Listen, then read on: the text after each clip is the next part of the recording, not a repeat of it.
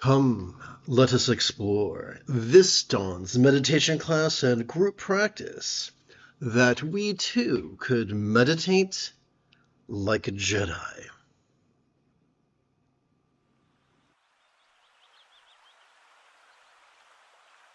This morning's lesson is based on the 26th passage of Unwaning Victory Banner, composed so many centuries ago by the great Buddhist reformer Prahe Vajra. Together, let us relaxingly recite. The three times are one, without any distinction. The past never arisen, the future never arising. Because the fundamental dimension of reality pervades everything, it rests in the natural condition, in the greatness of the great. In the words of South Park, what? So, to understand this first bit, three times are one without any distinction, we must review the basics.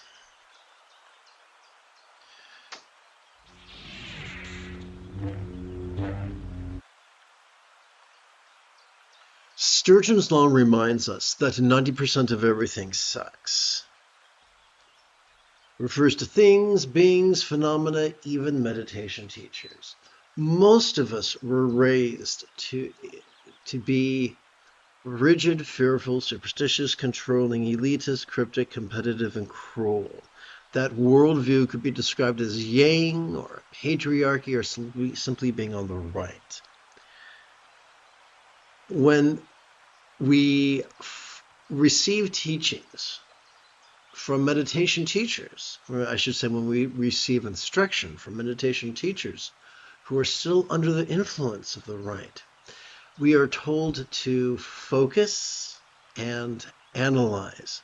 We are told that they are given those techniques are dressed up with names like concentration and contemplation, or if you like different languages, samatha and vipassana, or if you like Tibetan, shamatha and vipassana, but they still rely upon the medial and dorsolateral regions of our prefrontal cortex. And, this is important, when overworked, they induce us to present with symptoms of depression, as well as trigger our amygdala, the seat of both anxiety and aggression. Now, yes, there are survival instances where anxiety and aggression could save our lives, but if that is our default mode, we're going to be miserable. Fortunately, neither the amygdala nor the prefrontal cortex constitute the entirety of our central nervous system. Enter our autonomic nervous system that is so important to spirituality that the ancients refer to it as our Buddha nature. Our autonomic nervous system is simply our spinal cord. Every time we inhale, we have evolved to automatically access the sympathetic facet of our autonomic nervous system, which is simply the middle bit. Like the books on a bookshelf. These bad boys are wired to help us to notice in a very special way, to notice vulnerably, passively, viscerally, randomly, and fleetingly, which is the opposite of concentration. We're wired to notice all manner of phenomena, from the external to the internal, from the physical to the mental, from the pleasurable to the painful, from the interesting to the boring, from the glorious to the grotesque, including perception, emotion, intention, cognition, recollection, and imagination. But what do we do with that which we have noticed? Every time we exhale, we have evolved to automatically access the parasympathetic aspect of that same autonomic nervous system, which is basically, if we're sticking with the analogy of books on a shelf, that would be the bookends holding the books up. on either end of our spinal cord. This bad boy has evolved to help us to physically relax and mentally release to such a degree that which we noticed during our previous inhalation could fleetingly feel less stressful, less permanent, and less defining, at least until the next inhalation where the cycle begins afresh. Now, if you prefer figures of speech, then consider this. Every time we exhale, we have evolved to physically relax and mentally release to such a degree that which we noticed during our previous inhalation could feel as non-graspable as a vast empty void, like the illusion of the infinite azure sky on a bright and beautiful cloudless morn, which although could look tantalizing to the eye, feels non-graspable to the hand. With these basics firmly in grasp, and oh yeah, by the way, the easiest way to apply all this is to silently and mentally recite the demonstrative pronoun this during each inhalation, thus helping us to notice, which is the essence of mindfulness. As well as silently and mentally recite the one-syllable verb ease during each exhalation, which is the key to effortless relaxation, the essence of meditation. Now that we have a good bead on the basics, let's return to the verbiage. As we relax into our exhalation, whatever we noticed during our previous inhalation could feel as non-graspable as if it had never been born. Now let's return to the opening passage, the lesson text, if you will.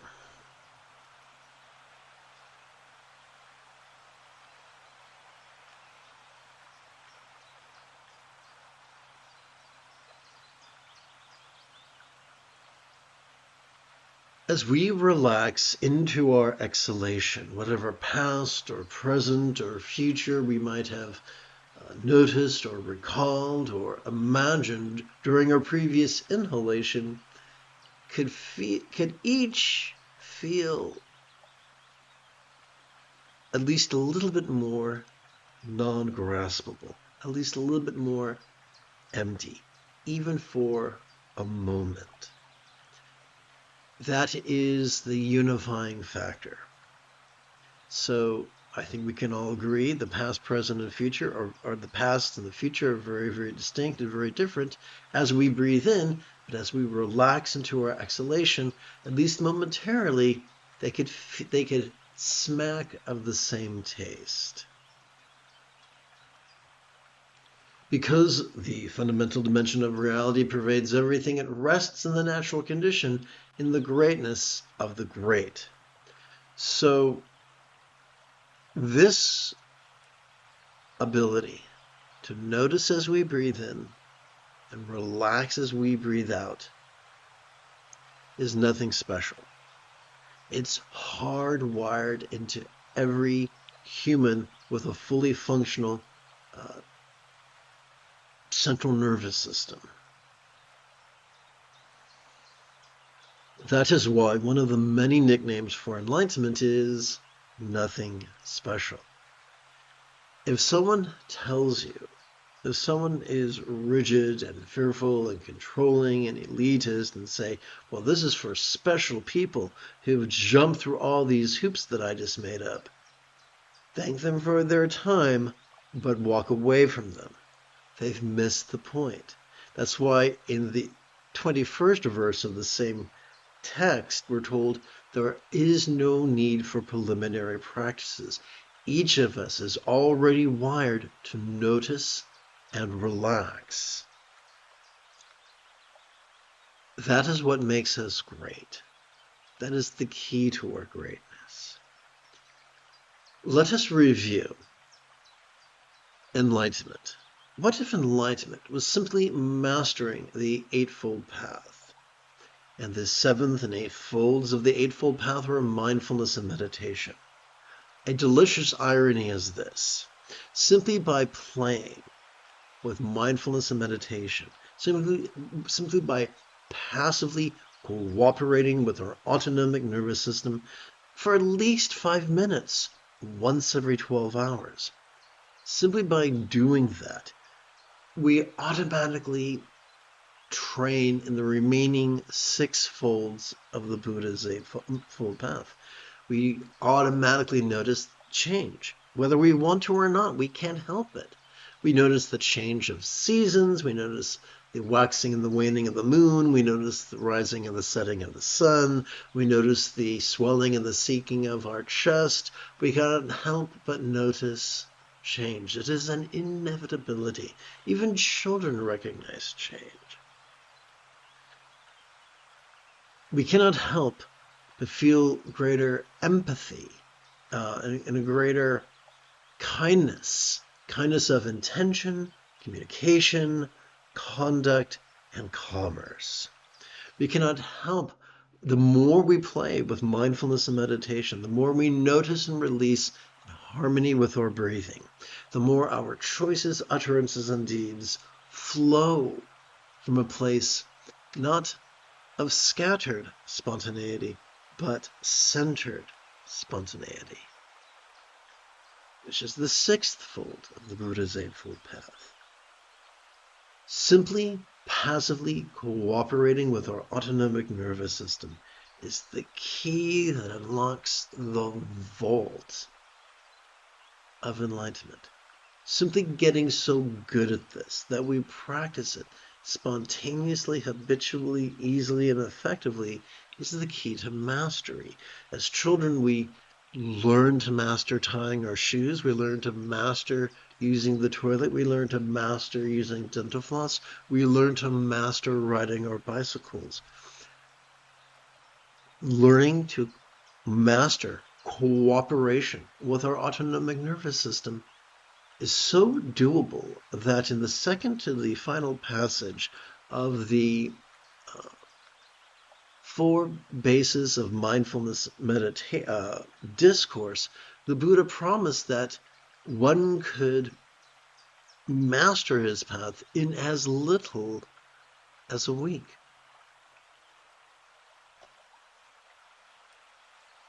This is why this is the natural condition. There is a great big fat ugly lie that there are good emotions and bad emotions, that there are good intentions and bad intentions, that there are good thoughts and bad thoughts, that there are good memories and bad memories, that there are good imaginings and bad imaginings, but these things do not corrupt us.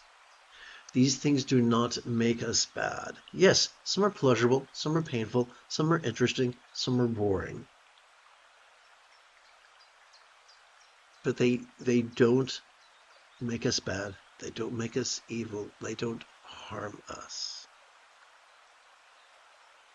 It is safe to be vulnerable to the present moment. It is safe to notice. It is safe to relax. Having completed our opening lesson, we could now shift gears. It is Rey Skywalker Sunday morning. Come, let us meditate like a Jedi after approximately 30 seconds of housekeeping. This is the Dzogchen Sunday Lama Jigme Gyatso of the Buddha Joy Meditation School. For more than 30 years, I've harnessed my autistic special interests as well as my ADHD hyperfocus to spend about 8 hours a day, almost every day, studying, practicing, mastering, and reverse engineering the teachings and techniques of each school of meditation so that I can become your personal, nerdy, neurodivergent guide to nirvana. Welcome, my friends, to meditate like a Jedi which is made possible due to the generosity of viewers just like you.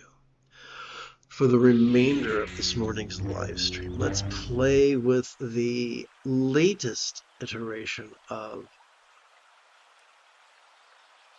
Easy Meditation Practice Text. Both this text and the text we just read from are available for free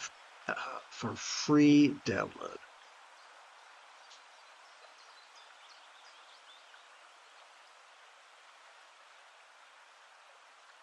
As is a meditation manual I wrote. Everything I do is free.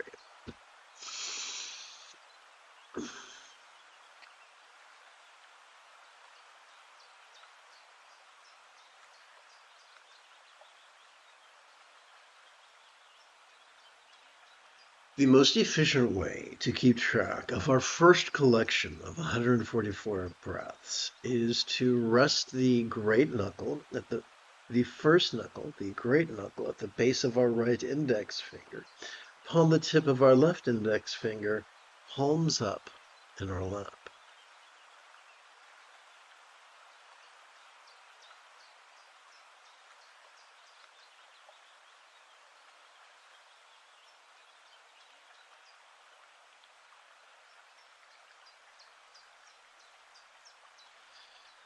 We could count our next 12 inhalations upon the 3 sets of creases on each of our right fingers.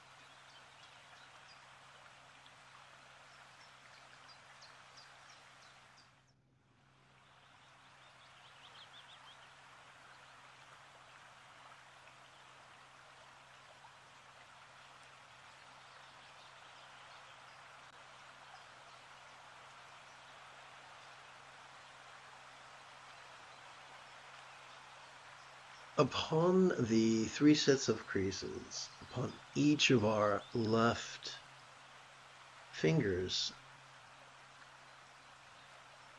we could count 12 sets of 12 inhalations each.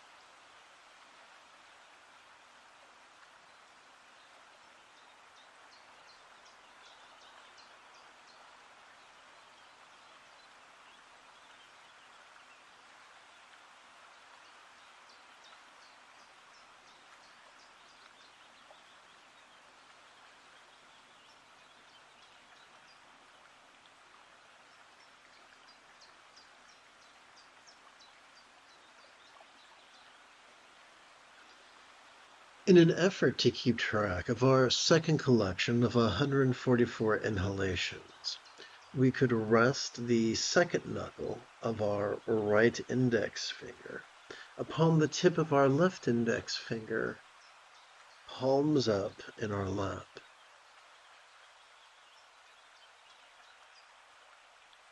We could keep track of our next 12 inhalations upon the 3 sets of creases on all 4 of our right fingers.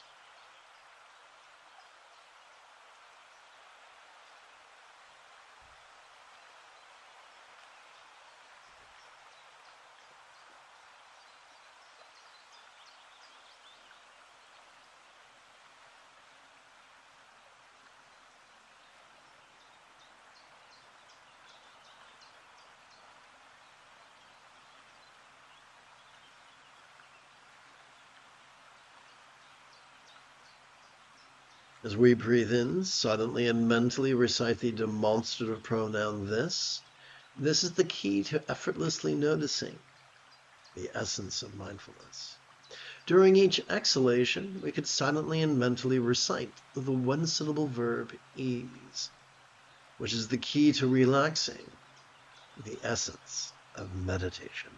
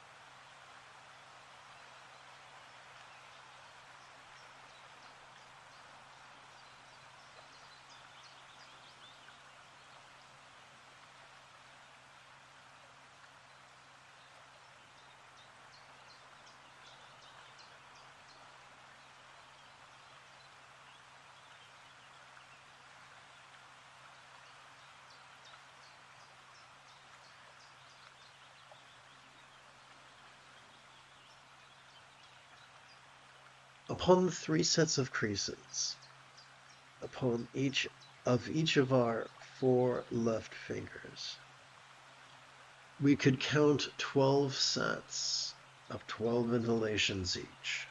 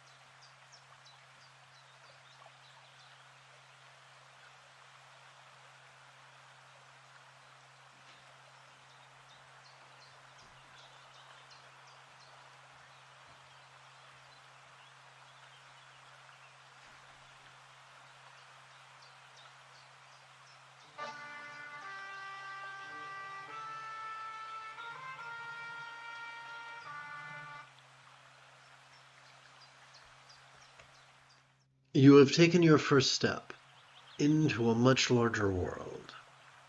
If you feel that I have earned it, you could give this live stream a thumbs up. You could even help support this channel. In approximately 11 hours, I would very much like to return to lead today's dusk meditation class and group practice. And if you are as geeky as me, may the Force be with you always.